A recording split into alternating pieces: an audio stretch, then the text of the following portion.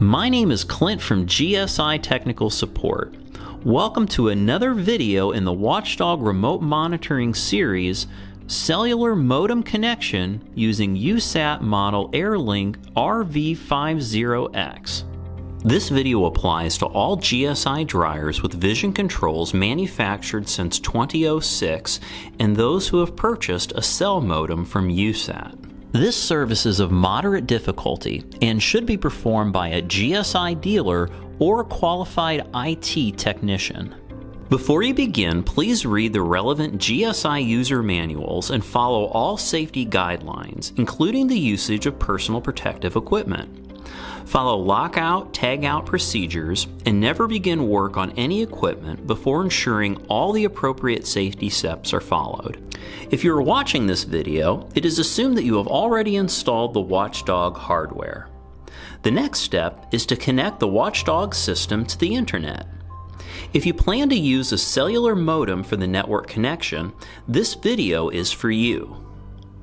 Remember, every cell modem and computer are a little different, so the information in this video may be a little different from your particular setup. But for most applications, this will be a good guide. For this video, we will use a laptop with Windows 10 operating system and a USAT cell modem model RV50X. To begin installation, shut off power to the dryer and control panel. Then, determine a suitable location for the modem in the lower control box. Installation location will depend on the physical size of the modem being used.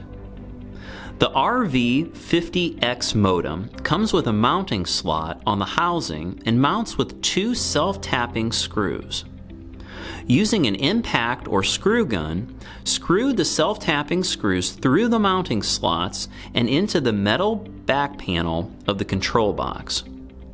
Ensure that the modem is snug against the metal back panel so that the modem will not move. Once the modem is physically mounted, it can be connected to the DC power supply in the control box. The modem comes with its own power cord that can be connected to the 12-volt power supply found inside the control box. Be sure to route the power cord so that the control box door can open easily and so that the cord does not get pinched or tangled. Once the power cord is properly routed, strip the insulation back 1/4 of an inch on the bare end of the wire. On the cell modem, take the plug end of the 4-wire pigtail power harness and plug it into the cell modem DC power supply slot located on the back left-hand side of the modem. On the bare wire side, note that the red and white wires are twisted together. These wires connect to the positive power terminal. The black wire will connect to the negative power terminal.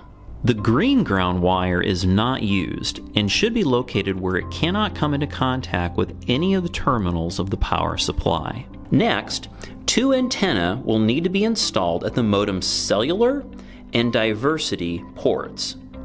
Take extra care when attaching the antennas to the SMA connectors. Finger tight is sufficient, but do not exceed maximum torque of 10 inch-pounds. Mount the antenna outside at a location where adequate signal strength is available. The next step is to connect the modem to the WatchDog board. Use the standard Ethernet cable that comes with the kit and connect it to the cell modem at the LAN Ethernet port.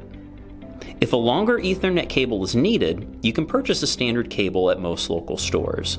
Next, route the Ethernet cable to the WatchDog board and connect the end to the WatchDog Ethernet port. Now that all connections have been made, power can be returned to the system. The power light on the WatchDog board and the power light on the cell modem should both turn on. You may need to wait a few seconds before the lights on the cellular modem turn green.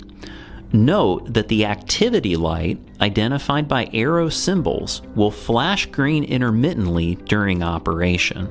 Once all lights have turned on and are glowing green, you can enter the IP address given to you by your modem supplier. Enter this address into the internet browser bar of your phone or computer.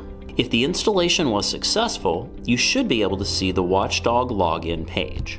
Now, enter the password default into the login page. The dryer display screen will now appear. You are now connected to your dryer. That completes our video for WatchDog modem installation.